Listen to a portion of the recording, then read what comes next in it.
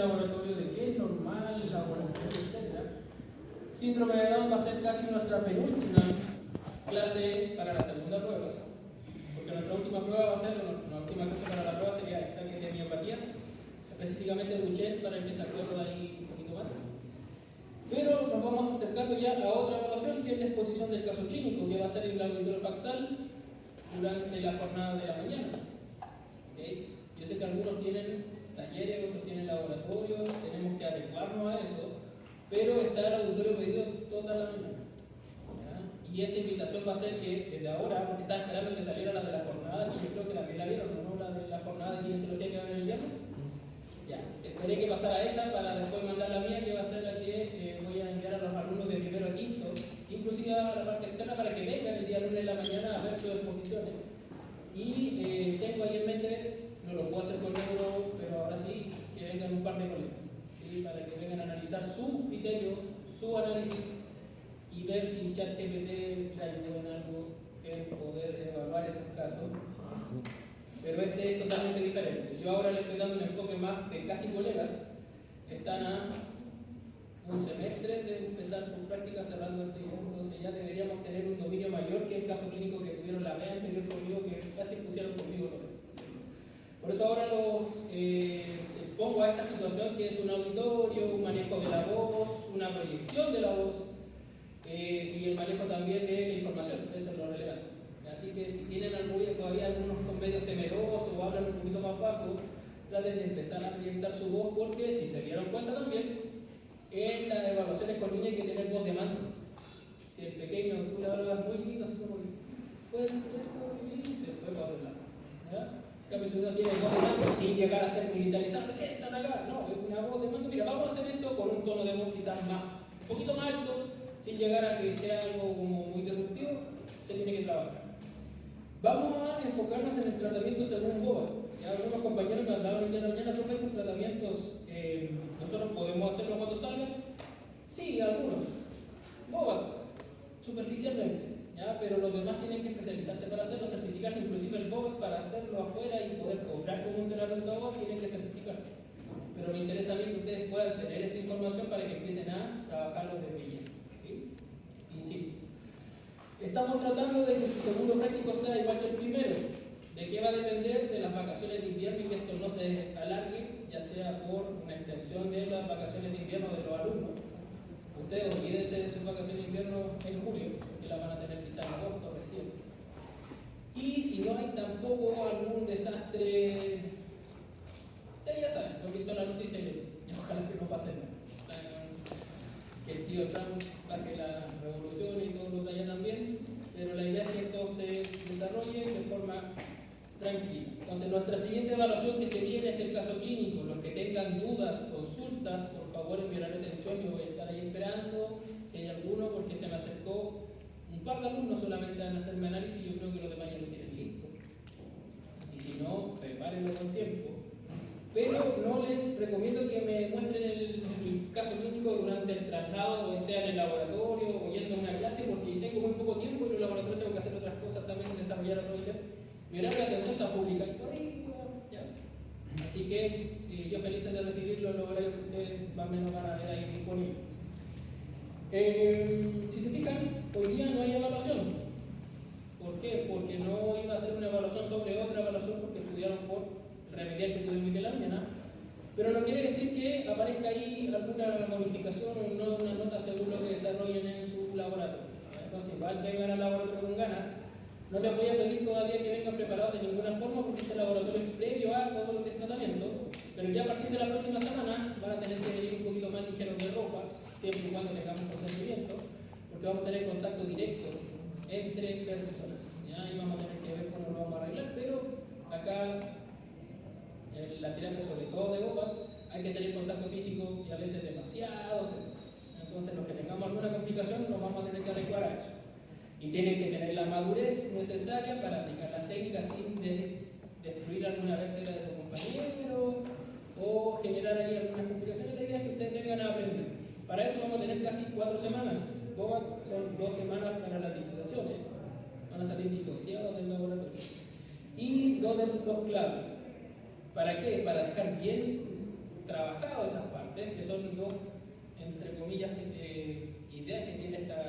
de neurodesarrollo. Y después tenemos casi un repaso para ir al segundo práctico, que sería la semana del 4 de agosto, la última semana. ¿Por qué la patí tan atrás? Porque estoy esperando que ojalá me confirmen la vuelta de vacaciones de invierno de los alumnos de la F22. Porque ahí vamos a ir a hacer tratamiento, sí. Si no llegas a hacer, no se preocupen, algún niño va a llegar acá a que ustedes trabajen con un niño, lo va a hacer un práctico con un adulto, y entre ustedes, ténganlo claro. ¿Sí? Y ya, la segunda prueba teórica sería la semana del 14 de julio, ese día lunes, que es 14, tenemos la segunda prueba. Recuerden que ya hicimos la primera, ya saben todos cómo les fue la primera.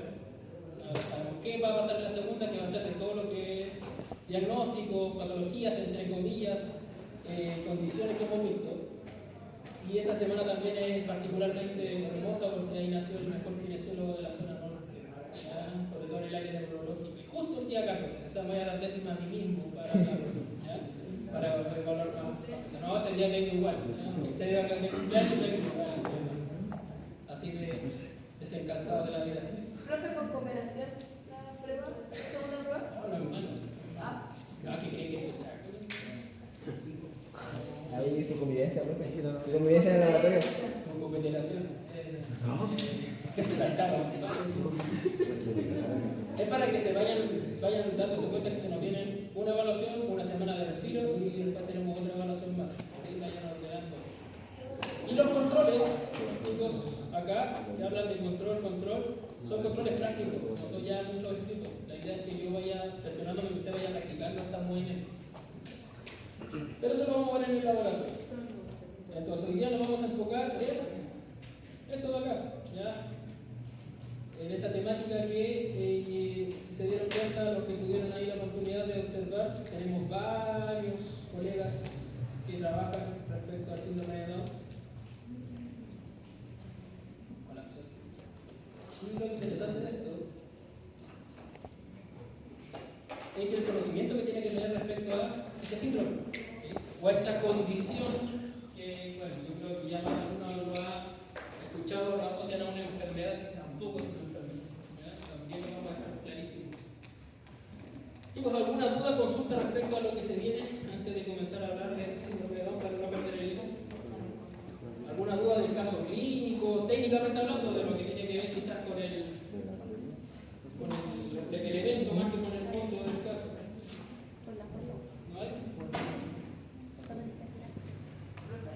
Dígame. Puede ser un PPT, un Canva, con el técnico conveniente. No tiene que ser material audiovisuales donde ustedes tengan un apoyo. Si el PPT no es para mí, es para que ustedes puedan tener, no sé, alguna escala para poder ustedes visualizar algo. O hacerlo, esta información entregársela a alumnos que vayan pensando que el público va a ser de primero a quinto. O sea, alumnos que no van a tener idea de qué son las escalas, a alumnos que van a manejar la escala al revés y al derecho y les van a hacer preguntas. ¿Algo más respecto a eso? Chicos, si yo les digo síndrome de Down, ¿qué es lo primero que se les viene a la mente? Trisomía par 21. ¿Qué más?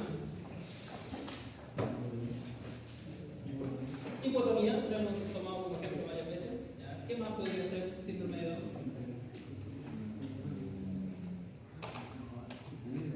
Hiperlaxitud. Ya, hiperlaxitud como característica física. ¿Qué más?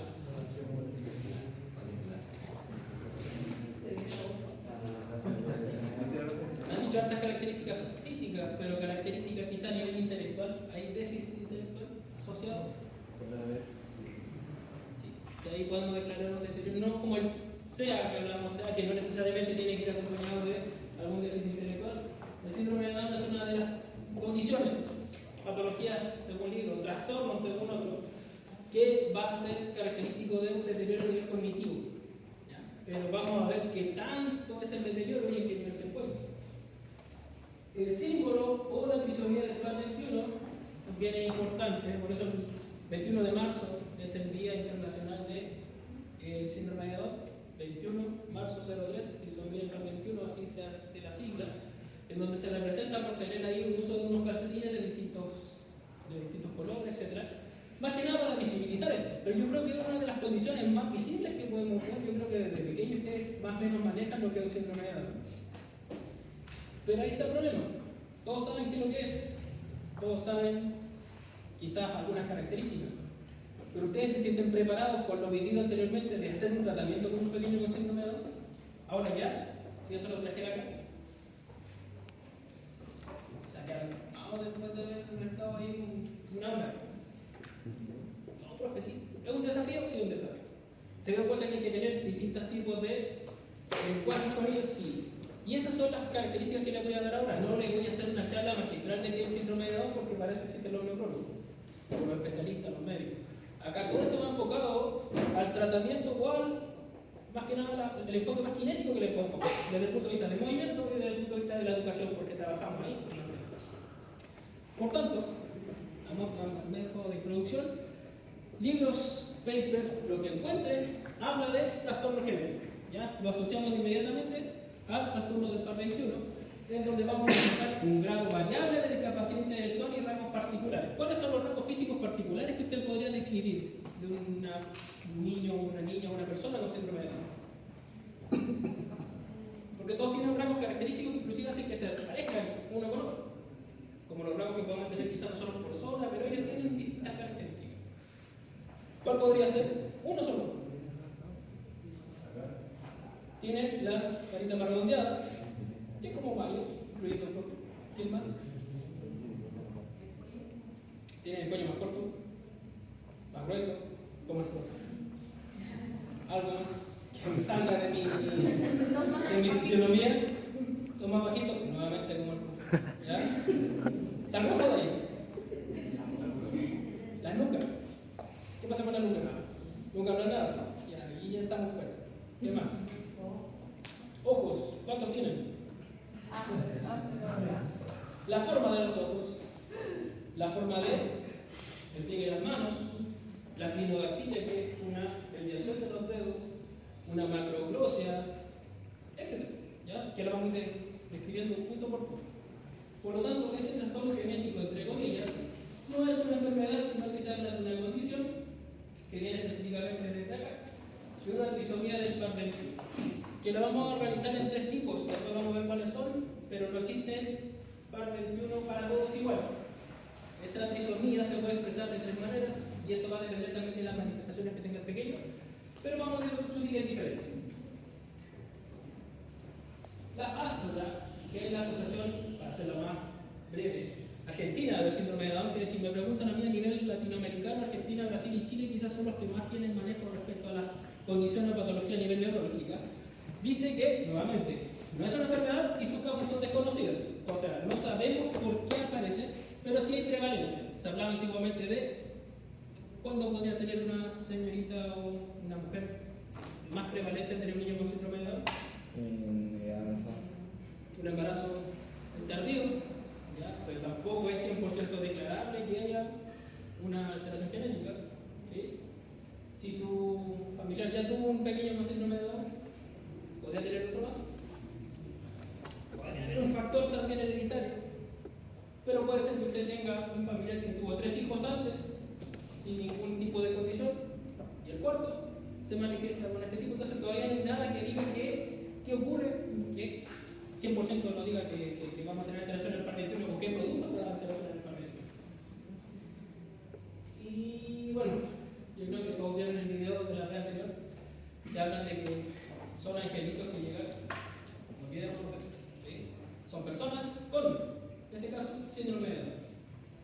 La alteración del desarrollo motor es nuestra línea directa. Van a tener lamentablemente una complicación en su desarrollo de la parte psicomotora en general, ya sea por la parte física, intelectual, que eso va a tener una desventaja con el resto, pero vamos a tener nosotros que observar si esta trisomía del par 21 o esta alteración del desarrollo motor fue una lesión directa, indirecta, genética o de riesgo ambiental. Obviamente, el síndrome de Down estamos hablando de una alteración genética. ¿Sí? Un TEC, un traumatismo cefalocraniano, va a ser una lesión directa a nivel de impacto. Y así, el riesgo ambiental, lo que estamos padeciendo acá en la zona norte, los polimetales y todo lo que tiene que ver con la contaminación a nivel general, es muy importante que se vayan chequeando. ¿Quién de acá se ha hecho un examen de sangre últimamente?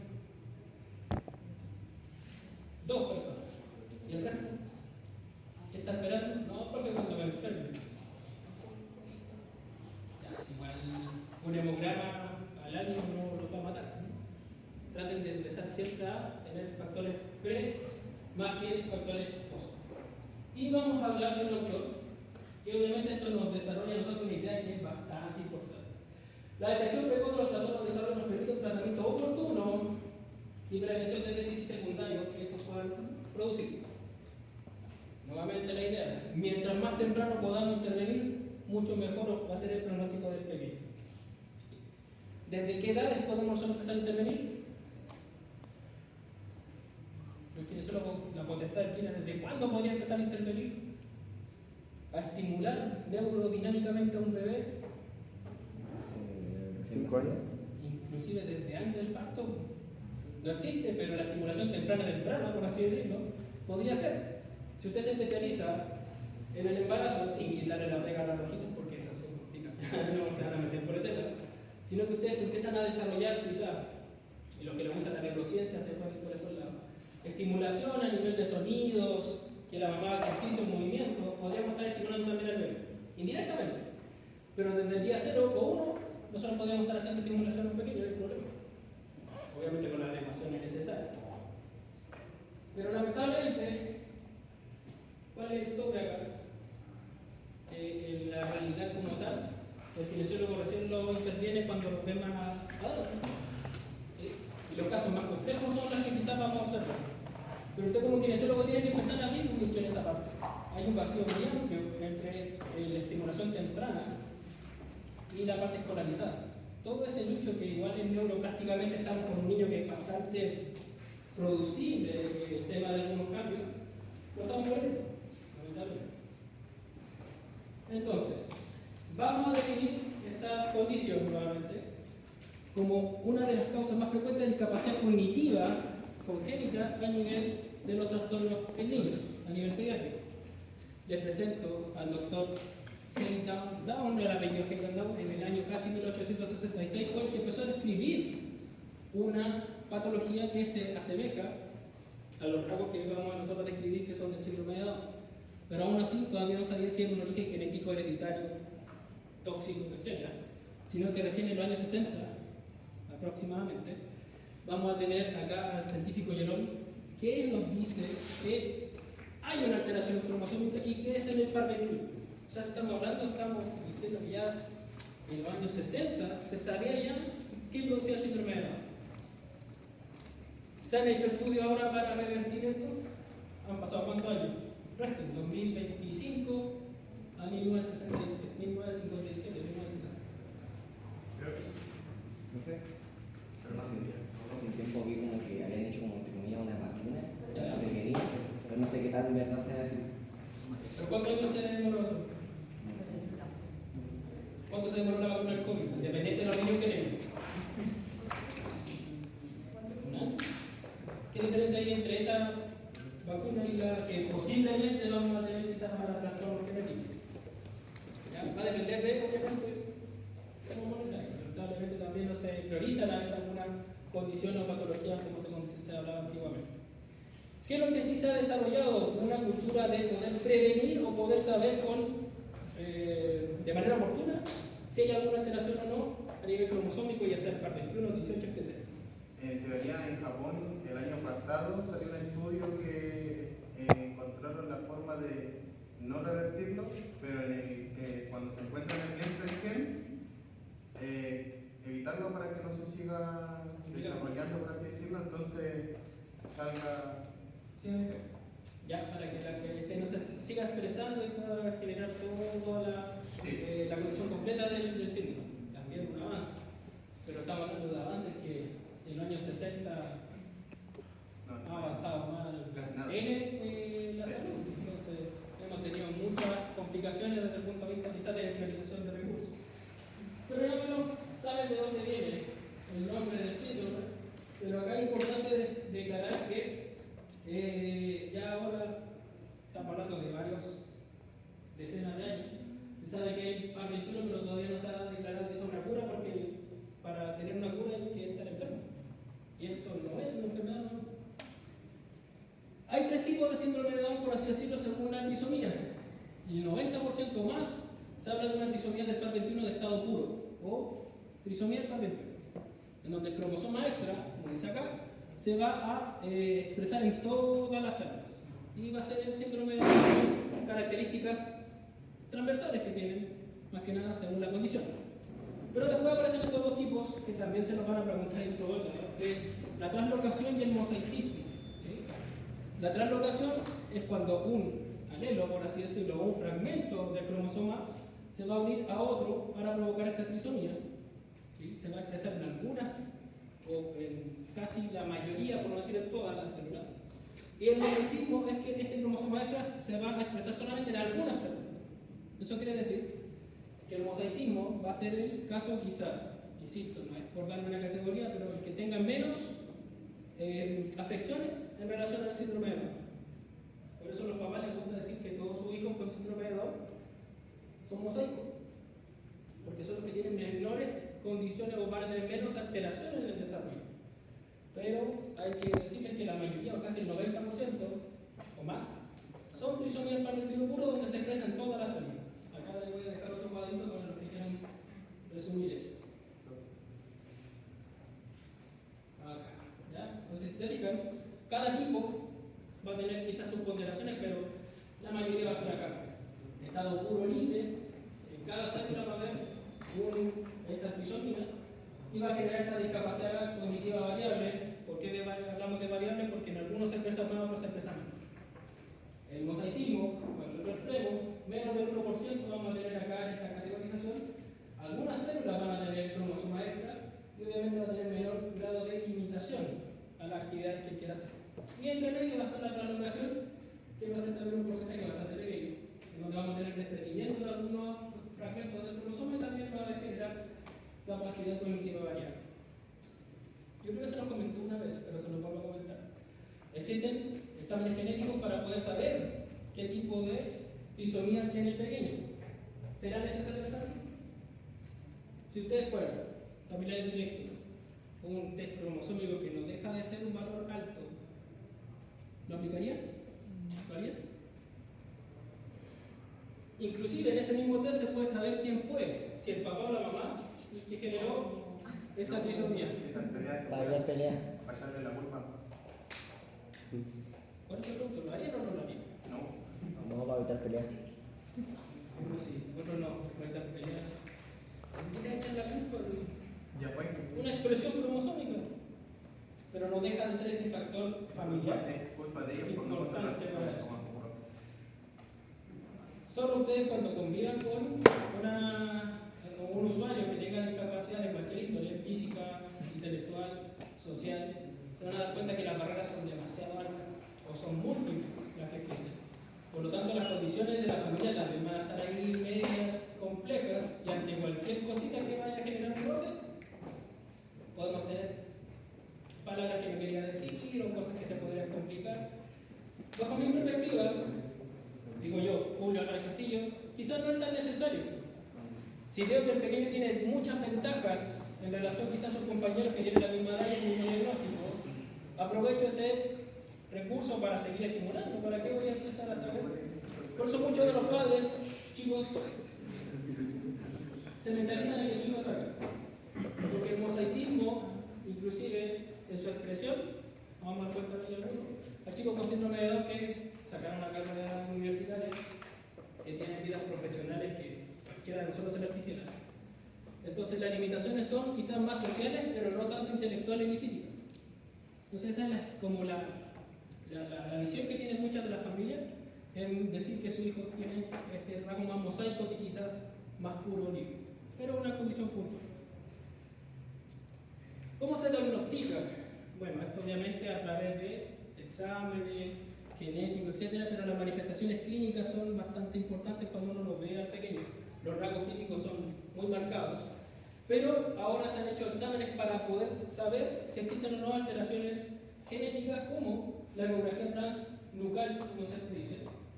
Para ver acá, si ustedes se fijan, hay un espacio.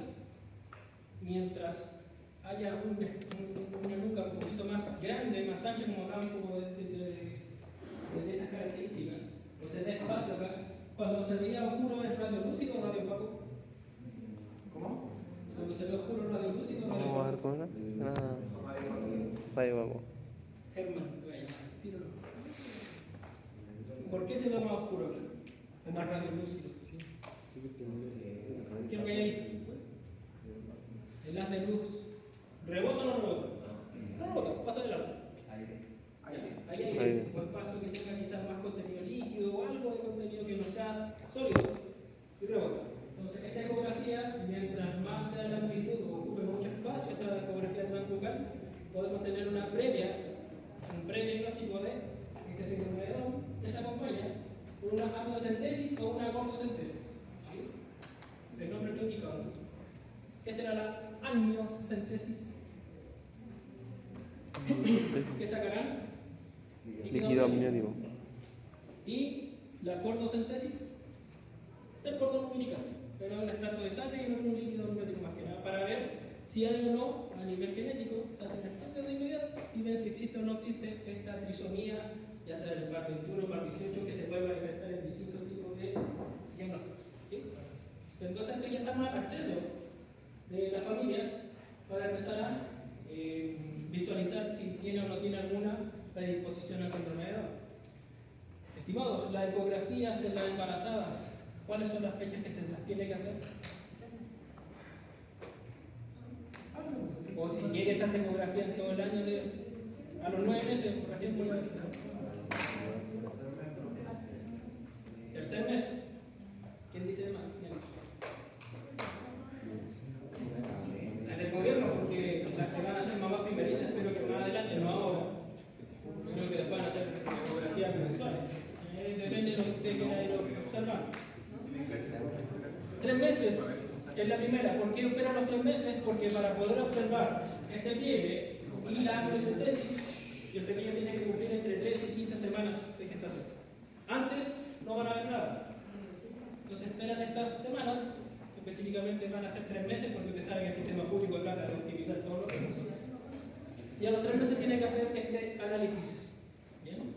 Y ya desde los 3 meses podríamos tener quizá información si es que hay o no hay alguna alteración. Rasgos físicos, me hablaban de hipotonía y hiperlaxitud, pero me decían que la forma de los ojos, ya vamos a hacer un listado de las características o los rasgos físicos que son más clásicos de los chicos con síndrome de Down. Ahí lo pueden ver. Hipotonía, hiperlaxitud, baja estatura, lengua larga, ojos rasgados, palma de la mano que también se conoce como pliegue simiesco, pero ya se está tratando de sacar esa nomenclatura, y retraso del crecimiento corporal. Pero asociado a eso, vamos a tener también alteraciones a nivel de un diagnóstico más clínico, más médico, más general. Lamentablemente, esto viene acompañado de enfermedades cardíacas, gastrointestinales, inmunes, cloroideas, visuales, auditivas, etc. Entonces, más que tener solamente una visión motora o a nivel quizá intelectual, muchos vienen con complicaciones ya de enfermedades cardiovasculares, sobre todo. Son predispuestos a tener enfermedades cardiovasculares, gastrointestinales, inmunológicas, etc. ¿Sí? Pero ¿qué creen ustedes que influye mucho en los pequeños con síndrome de Down? O en todos los pequeños. ¿Qué es lo que influye mucho en su desarrollo, en que tengan un buen desarrollo o un mal desarrollo? Un buen lenguaje, un mal lenguaje. ¿El ambiente? El ambiente. ¿Sí? El ambiente va a decir mucho, estimado. ¿Okay? Hay chicos con síndrome de Down que son bastante, por así decirlo, culturados, porque su familia lo es, más que nada la parte cultural, y hay chicos que son quizás más desordenados, si lo hablamos así, porque su familia quizás un poquito más activa. No, eso ya después hablamos cuando están grandes, adultos, pasan a tener ese problema. Pero yo les digo los más pequeñitos, los que alcanzaron a ver quizás al último pequeñito que vimos, que lamentablemente no me acuerdo el nombre. Ignacio, la que estaba caracterizado, porque no estaba disfrazado, caracterizado de milita. ¿Por qué creen ustedes que él tiene que estar vestido de milita? Un día vio la tele y una niña, ahora no milita. La familia lo más seguro. El abuelo, el papá, tienen que ser quizás de la militar. ¿Qué otra cosa puede influir en el desarrollo de este pequeño?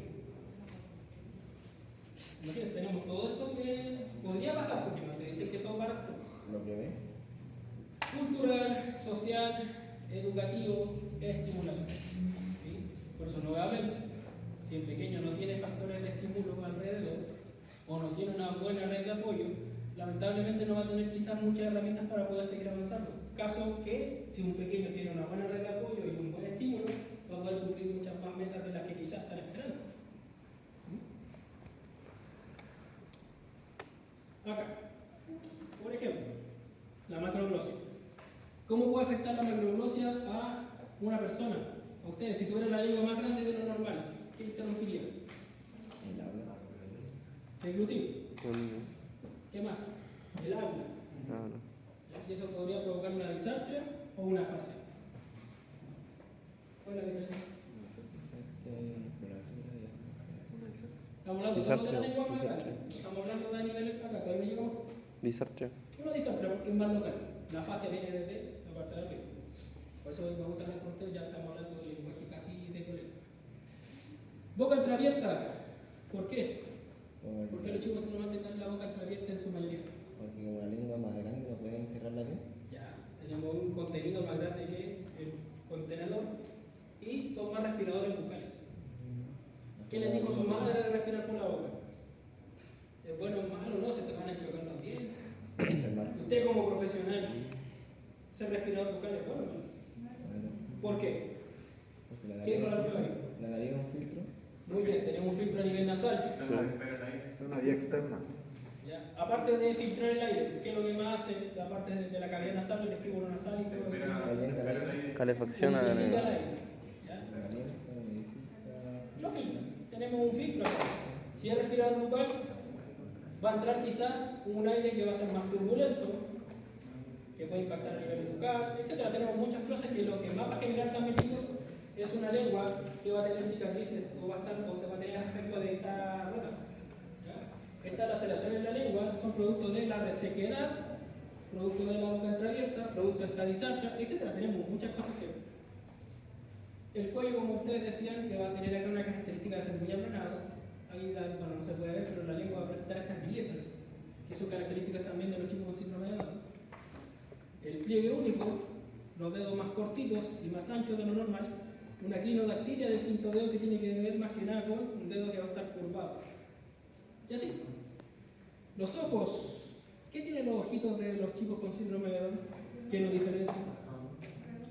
Son más almendrados, como diría la literatura, son más ovalados. ¿Pero qué pasa con los párpados?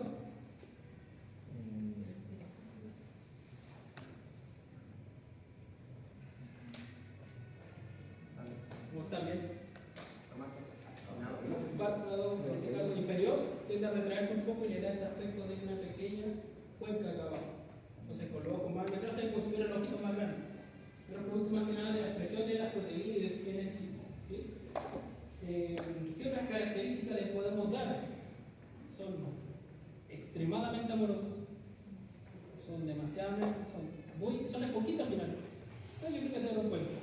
Cualquier cosa que él quiera y lo va a hacer. Pero ¿qué pasa si no hay estímulo? Lamentablemente no aparece esa necesidad de quizá conocer el mundo, aprender, etc. Pero si se fijan son puras características físicas. Y si me voy por ese lado, tampoco estoy conociendo cómo funciona la salud. Me estoy dejando ya solo por lo físico. Y tengo que empezar a trabajar de manera más integral. ¿Sí?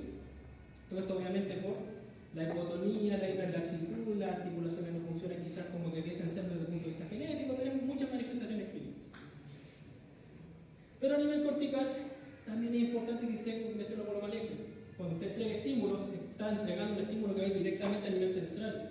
Si ese estímulo genera un cambio, genial. Si no, algo falló en esa recepción del estímulo que usted va a tener que mejorar. Por ejemplo, a nivel ya, vamos a la parte anterior. En la corteza auditiva, en la corteza cerebral o a nivel cerebral, cada uno tiene sus características como, bueno, acá en la parte de la corteza auditiva, alteraciones del lenguaje, en el lenguaje comprendido, ¿cómo se llama esa fase? ¿Broca o Wernicke? Wernicke, pero claro, ¿ya? Wernicke. Acá a nivel cerebral tenemos complicaciones en las funciones cerebrales superiores, atención, memoria y obviamente acá el anoxia. Vamos posiblemente a tener manifestaciones de eso porque va a depender nuevamente, les decía, de esta estímulo que necesitan los pequeños.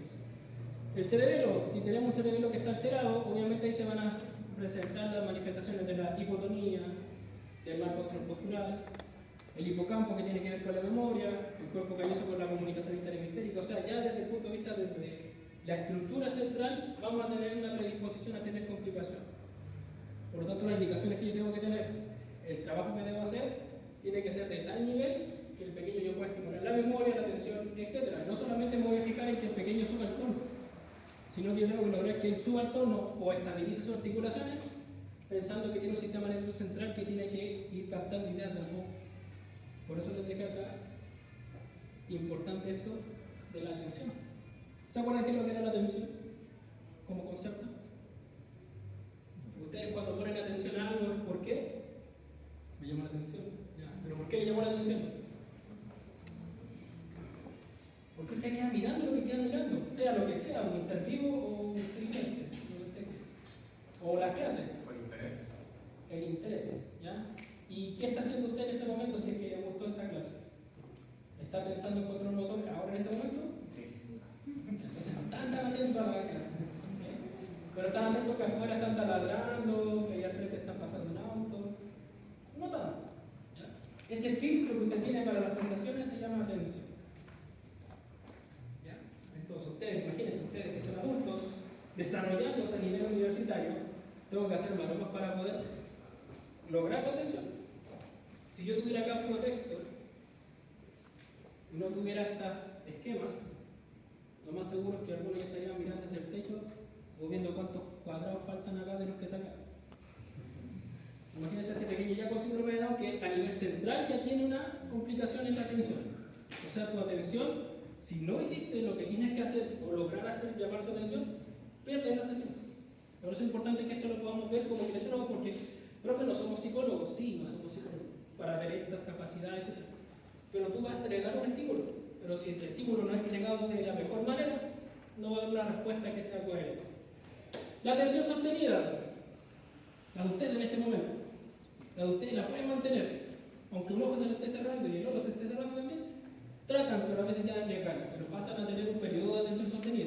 Ellos lamentablemente van a tener mucho predominio de la influencia externa y se condicionan mucho por la familia. O sea, si tú estás haciendo el trabajo con 20 niños más alrededor, obviamente que no te va a dejar, porque va a estar pendiente del entorno. Si va a ver que su compañero Mario, su compañero, no sé, José, al otro lado, están corriendo y saltando con el profe, y él está acá, quietito, obviamente va a querer quizás no prestar acuerdo.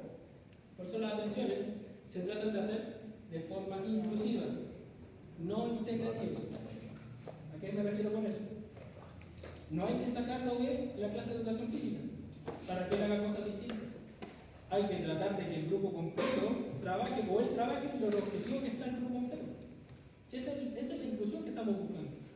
No quiero que ustedes, por ejemplo, yo hiciera acá la integración, como la veo yo en los colegios, me llegaría a empezar algunos casos de acá, vamos a estudiar a otro lado porque a ustedes les voy a enseñar otra cosa.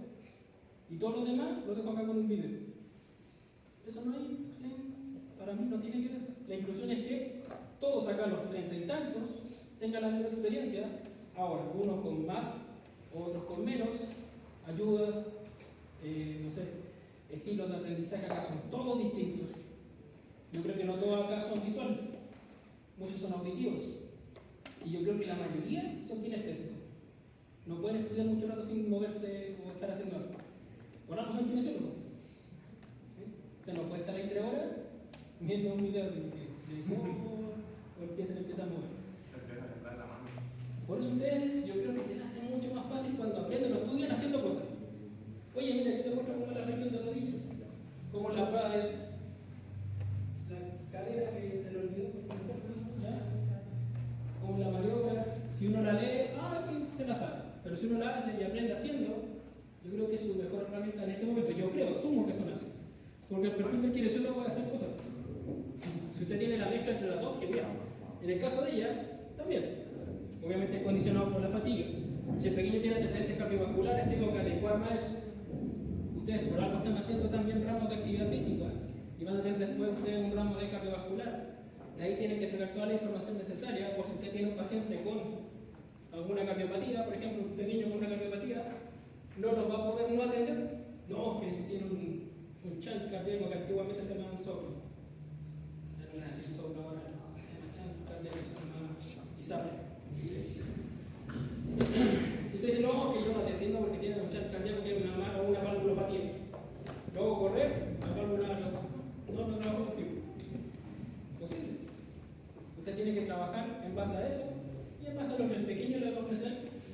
Y ahí está la más de definición. La atención selectiva no centra la atención en aspectos significativos del estímulo. Lo que para ustedes es genial, a lo mejor para esto no. O lo que para ustedes es, oye, pero ¿cómo? Sí. La mejor muestra que les puedo dar, quizás los que tengan mascotas, los gatos. Usted le compra la mejor cama, viene con una caja. ¿Dónde se mete el gato? A la caja. Los niños pasan lo mismo. Un juguete que tiene todas las luces, no, la caja. ¿Ya? Entonces hay a veces estímulos que tengo que aprovechar. Pasa mucho con los niños con TEA, o sea, en donde yo tengo que averiguar cuáles son sus gustos, cuáles son sus factores de atención, en donde ahí la que más sabe o es la mamá o es la educadora, y de eso me envuelvo, lo tomo y hago que esta atención se centre en eso, en base a lo que yo quiero hacer. Y la última, limitación en la atención simultánea de estímulos y dificultad de integrar la información por distintas vías. Y esto pasa, lamentablemente, mucho. Acá yo le estoy dando información por varios lados: visual, auditiva, táctil, usted mismo está mandando información. Entonces, a él también le pasa lo mismo.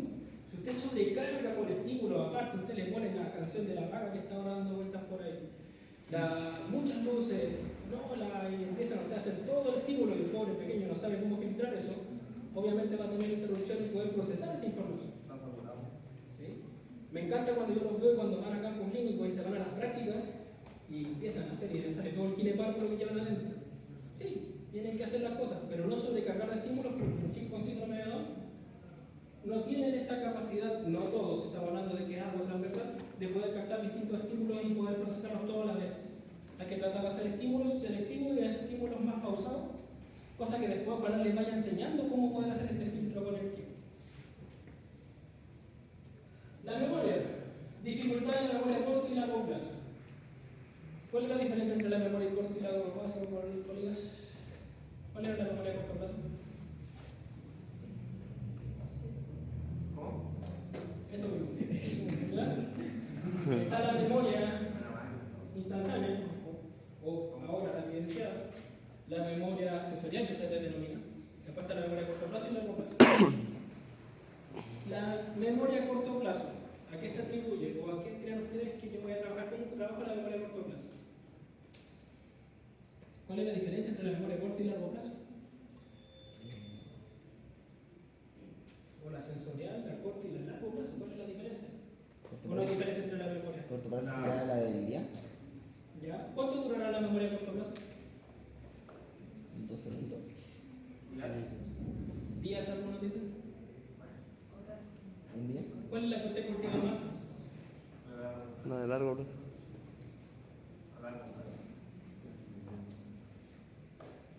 Pregunta. ¿Cuáles son los receptores 1A? ¿Va a tener la primera prueba? ¿Cuáles son los receptores 1A? Corto plazo. La memoria a largo plazo es la que usted codifica de tal manera que no se olvide. Como su nombre, ojalá no se olvide. Actividades motrices como caminar, andar en bicicleta. ¿Cuál es la diferencia entre la memoria sensorial, que dura minutos, y la memoria a corto plazo, que puede durar de minutos a días o inclusive semanas? Va a depender de la codificación que usted le haya dado o la significancia que usted le haya dado. Por ejemplo, si ustedes sienten un olor a empanada, ¿a qué lo relacionan? Al 18, ¿no? Puede ser, para algunos. Al 7, para los que son más atacados también, 7 de julio, 18 de septiembre. Pero a otras personas, no. Un olor a un perfume característico puede evocar algún tipo de memoria. Al susodicho. Exactamente. O al susodicho. Te puede crear esta rememoranza. O sea, son condiciones que, como yo almacené esa información, voy a poder volver a retomar. ¿Qué ocurre con ellos, chicos? Cuando uno le enseña una técnica o algo, por ejemplo, los niños con síndrome de Down, lo más seguro es que si yo no refuerzo eso, se les va a olvidar. Entonces, ¿qué necesitamos? Aparte de la atención kinésica, el respaldo familiar. La familia va a ser la que te permita a ti, como profesional, permitir que el pequeño codifique y se vaya a la memoria a largo plazo. O si no, va a querer la memoria a corto plazo y se le va a olvidar que el uso muscular es el receptor 1. ¿O no? Son chatos.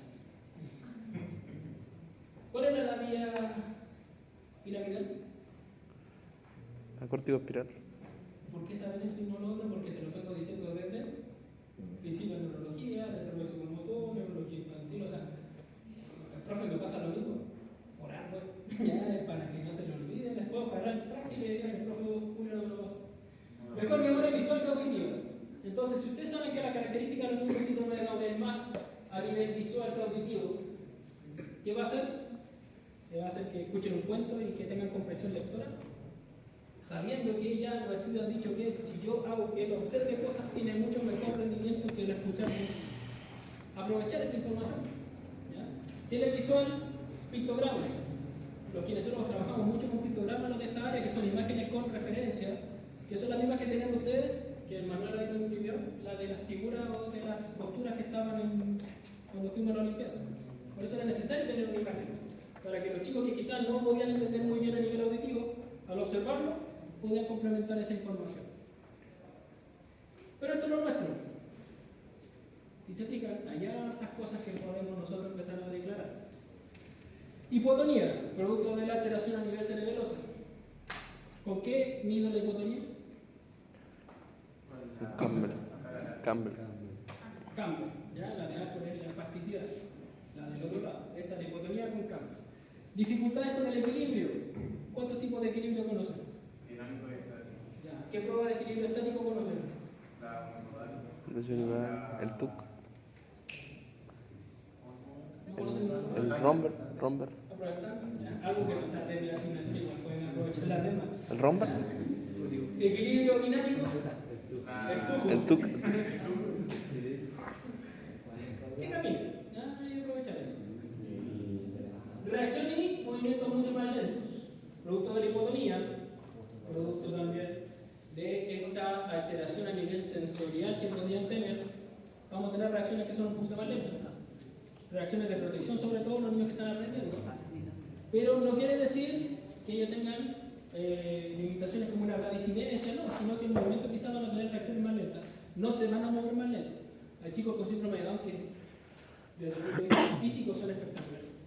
¿Ya? Yo creo que lo traigo para acá, tengo uno y lo van a conocer en el segundo semestre. Si todo sale bien, lo van a conocer en el segundo semestre. Con un tackle ya lo deja ustedes, pero sentadito ahí no se van a parar nada. Y van a ir a verlo y lo van a tener que evaluar porque ya lo tengo aquí. Entonces, el neuro adulto, porque ya es más grande. Un tackle del Leonel los va a dejar por ahí, sentadito. Incorrecta ejecución de cambios posturales. ¿Cómo podemos decir eso? Incorrecta ejecución de cambios posturales. ¿Cuáles son los cambios posturales que ustedes hacen diario?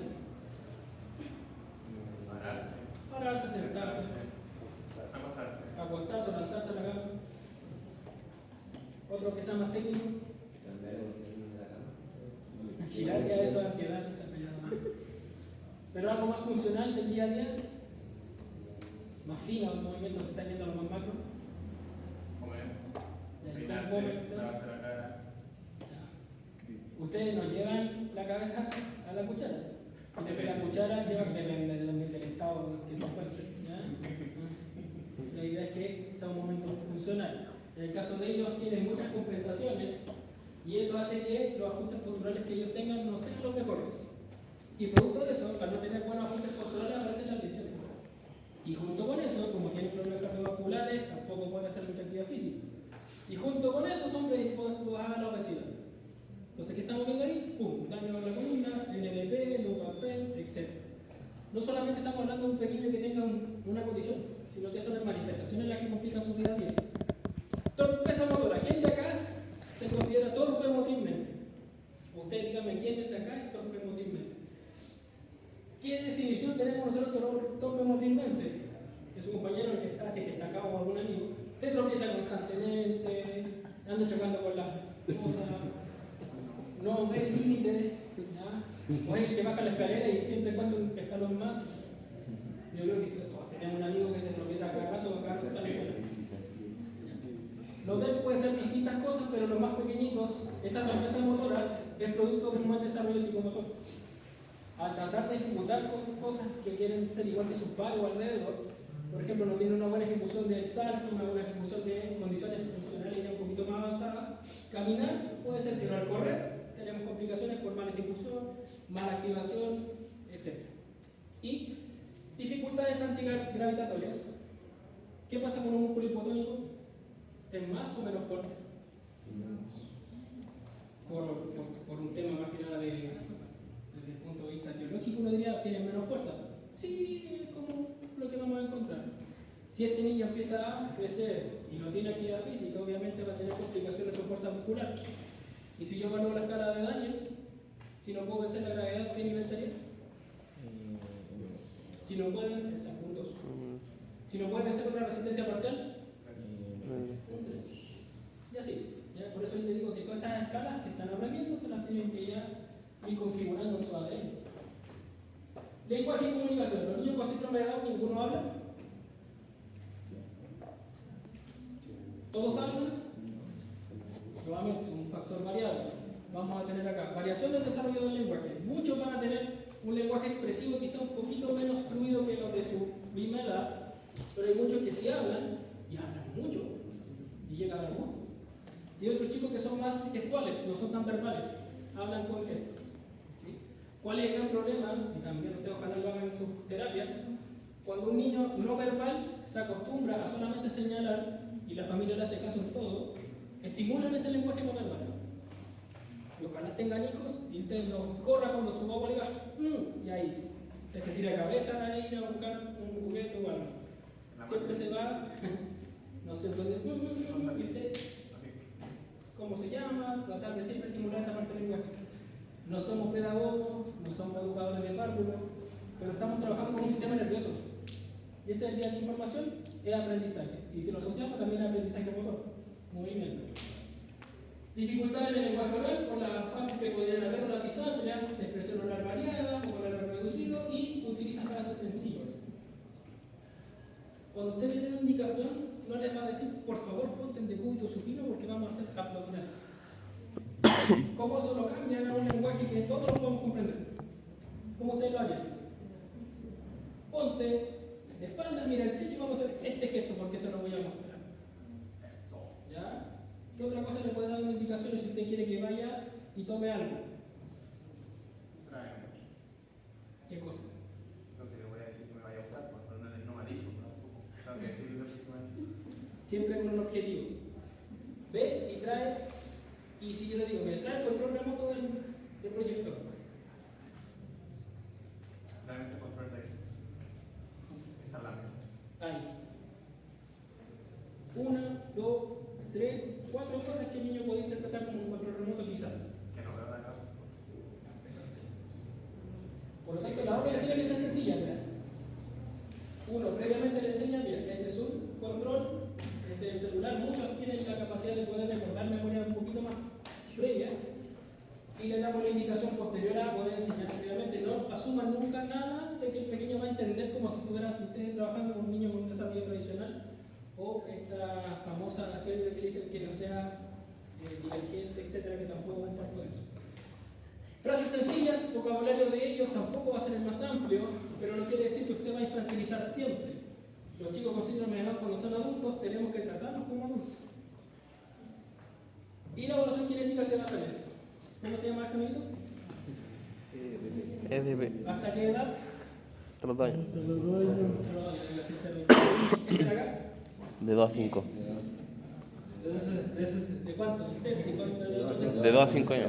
¿De 2 a 5 o a 6? No, a 5. 5. ¿Le afecta la memoria? No los quiero soltar, pero su primera práctica en eso van a tener que utilizar uno de estos dos. Y este sobre todo. Y si tiene más mala suerte y le estuvo con otro profe, este.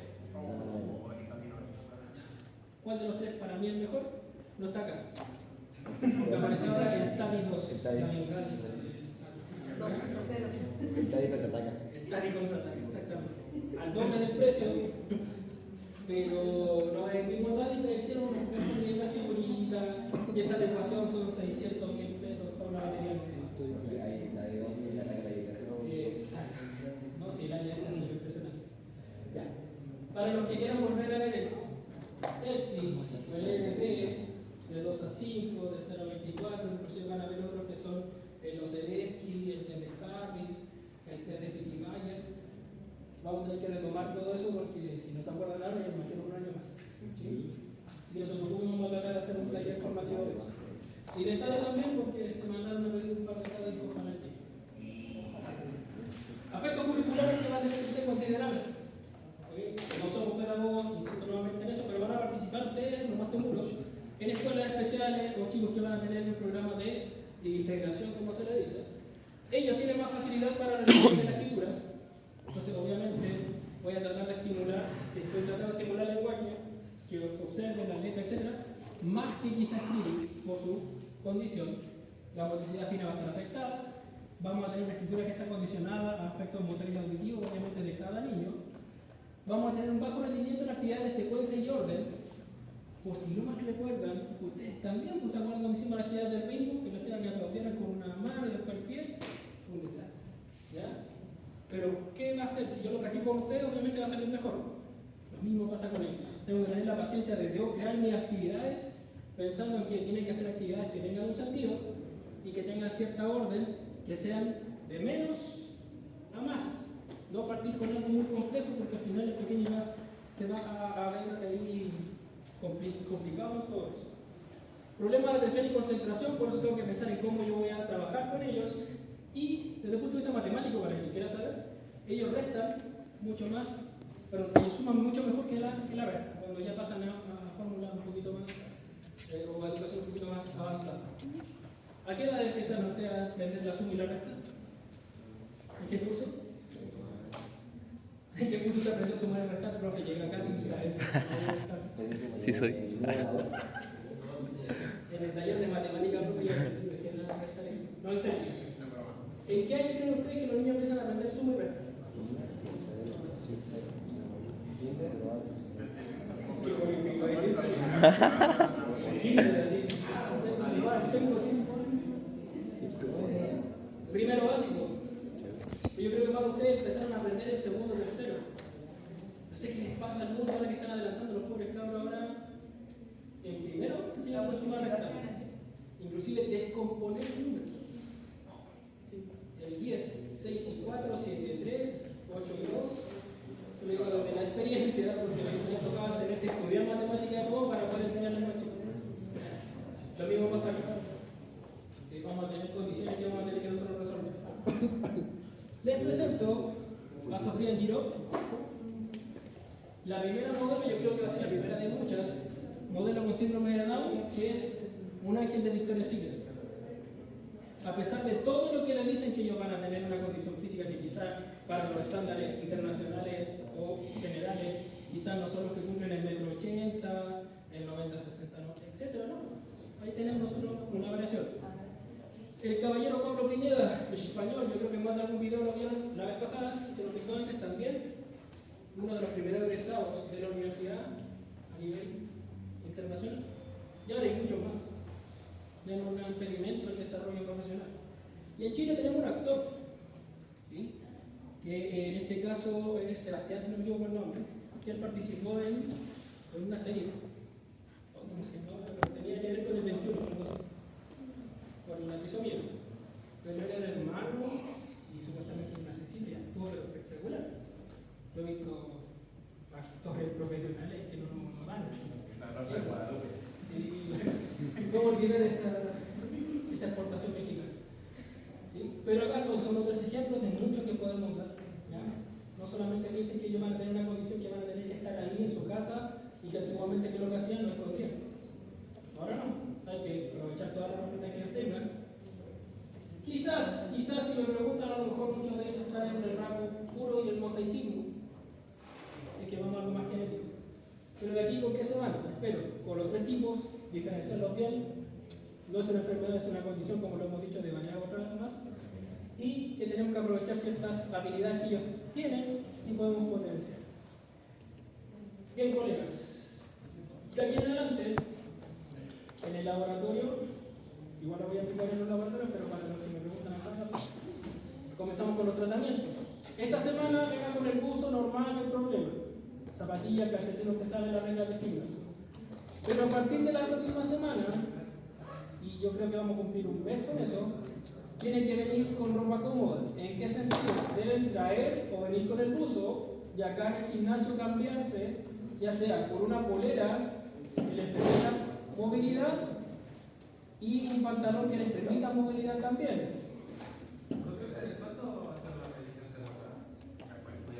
¿Ya la hice ya?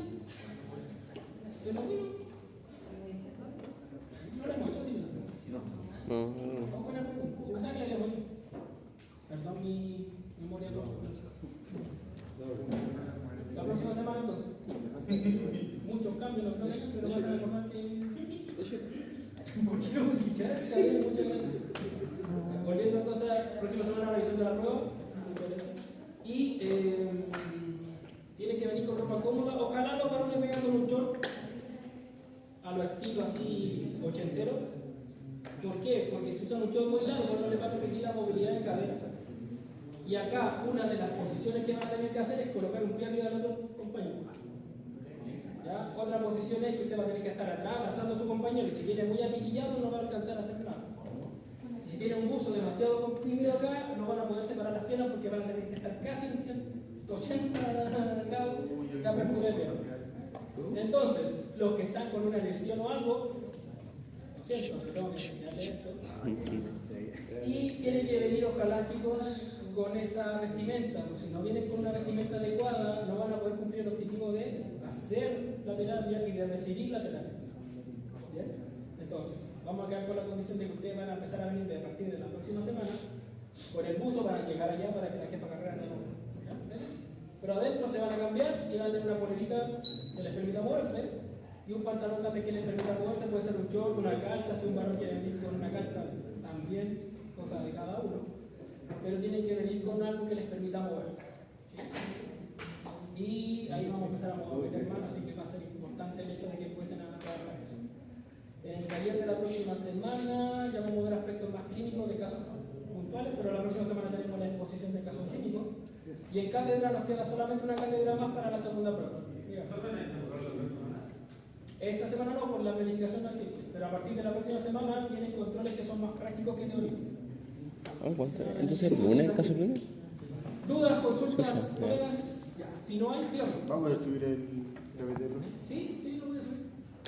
Para que los puedan empezar a ver. Y eso, ya. Nos vemos en el laboratorio durante la semana.